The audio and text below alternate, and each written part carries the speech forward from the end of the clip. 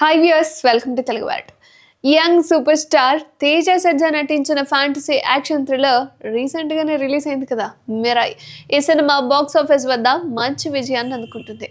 Karthik Ghattamaneni direction లో తెరకెక్కిన ఈ సినిమాలో మంచు మనోజ్ విలన్ గా, రితిక నాయక్ హీరోయిన్ గా, శ్రియా శరణ్, జగపతి బాబు, జయరాం వంటి స్టార్ కాస్ట్ తో ఈ సినిమా ప్రేక్షకులందరినీ కట్టిపడేస్తుంది. ఇక సెప్టెంబర్ 12న రిలీజ్ అయిన ఈ సినిమా మొదటి 3 రోజుల్లోనే భారీ కలెక్షన్ సాధించింది.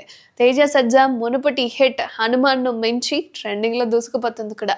సెప్టెంబర్ 14న మూడో రోజున ఇండియా నెట్ లో 14 నుంచి ఒక 15 కోట్లు అయితే సంపాదించిందిట.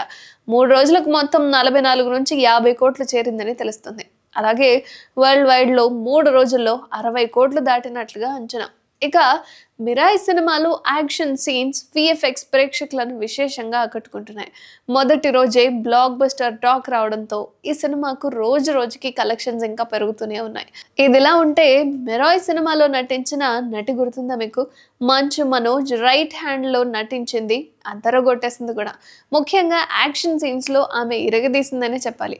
ఆమె పేరు తాంజా కెల్లరట. ఆమె ఒక హాలీవుడ్ నటి. ప్రధానంగా యూరోపియన్ సినిమాల్లో, జర్మన్ ఫిల్మ్స్ లో కనిపిస్తూ ఉంటుంది.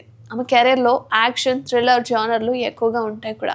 తాంజా కెల్లర్ జర్మన్ లో పుట్టింది. యాక్షన్ ట్రైనింగ్ తీసుకొని స్టంట్ వర్క్ లో ప్రావీణ్యం పొందింది. ఇక మిరాయ్ సినిమాతో ఆమె ఇండియన్ సినిమాకు పరిచయం అయింది. అలాగే ఆమె పాత్ర సినిమాకు అదనపు హైలైట్ అయింది అనుకోవాలి.